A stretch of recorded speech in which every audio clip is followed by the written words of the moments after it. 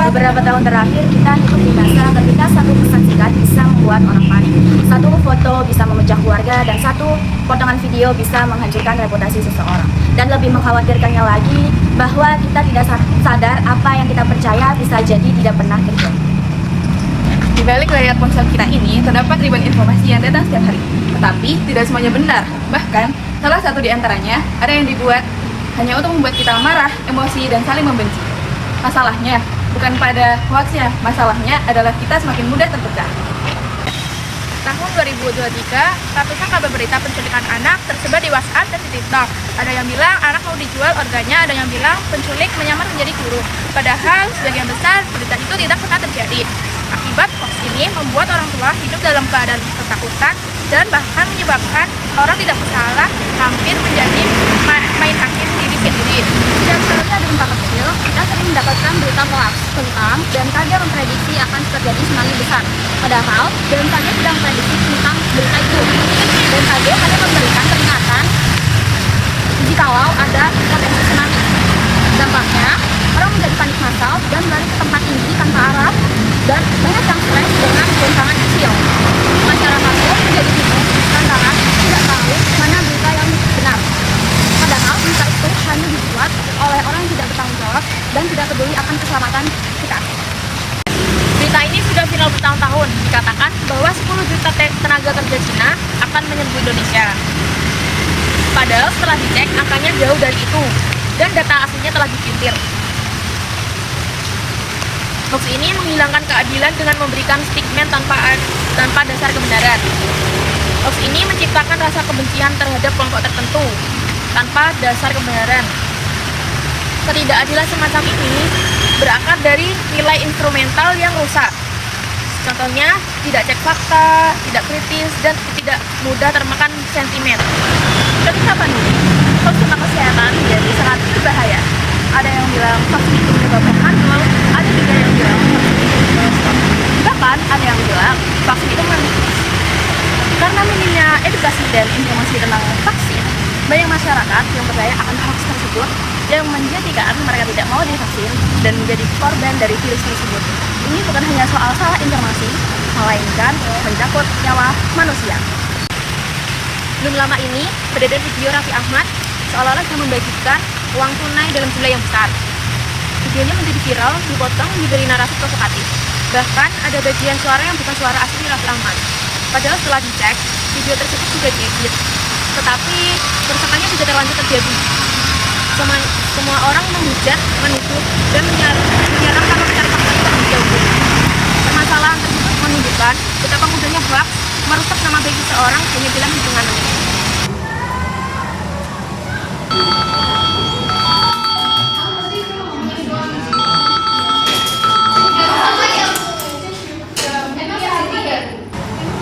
Halo, apakah benar ini dengan Bapak Hafiz?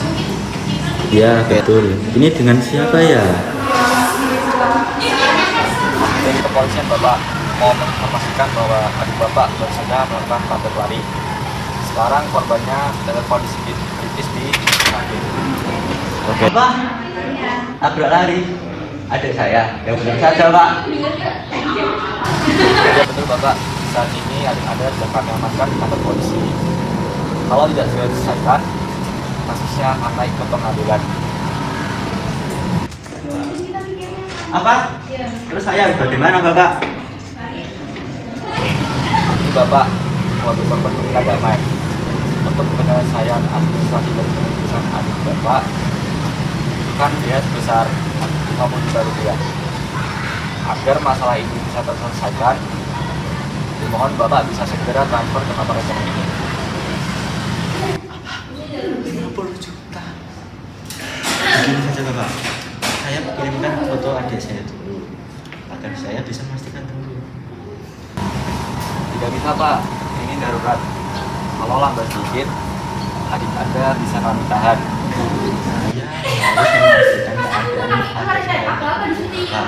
Pak, saya bisa begitu Pak.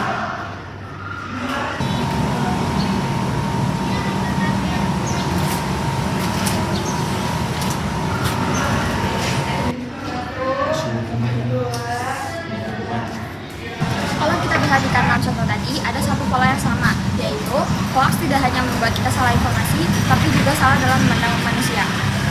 Kita takut tanpa alasan, kita marah tanpa kebenaran, dan kita membenci tanpa pemahaman. Dan ketika kita melihat semua ini, kita harus sadar bahwa ini bukan sekedar masalah digital. Ini bukan masalah aplikasi, ini bukan masalah internet. Ini tentang sebuah nilai. Masalah cara kita memahami kebenaran, masalah kita memperlakukan sesama manusia.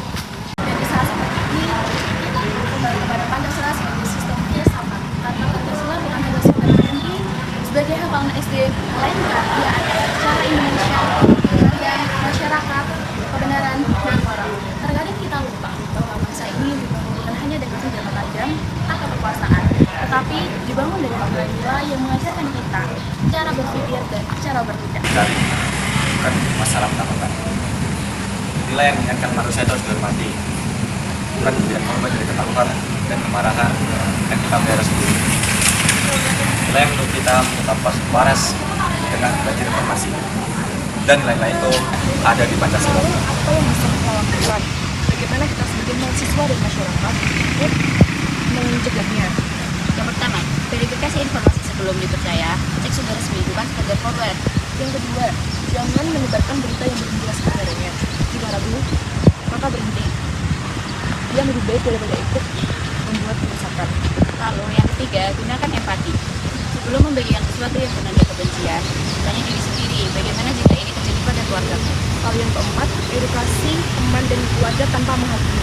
Banyak orang menyebarkan hoax bukan karena jahat, tapi karena tidak tahu. Lalu yang terakhir, jadilah bagian dari peredam, bukan pemicu. Bangsa ini kuat jika kita memilih untuk tidak terpancing. Hoax tidak menyerang pikiran kita. Hoax juga menyerang diri kita. Hoax membuat kita kehilangan kepercayaan, kehilangan empati, dan kehilangan jati diri sebagai bangsa yang beradab. Tapi tidak bisa menghentikannya kita kembali pada nilai yang paling besar, yaitu nilai Pancasila. Selama kita masih memilih kebenaran, selama kita masih menganggap manusia sebagai manusia, dan selama kita masih menjaga persatuan, bangsa ini tidak akan pernah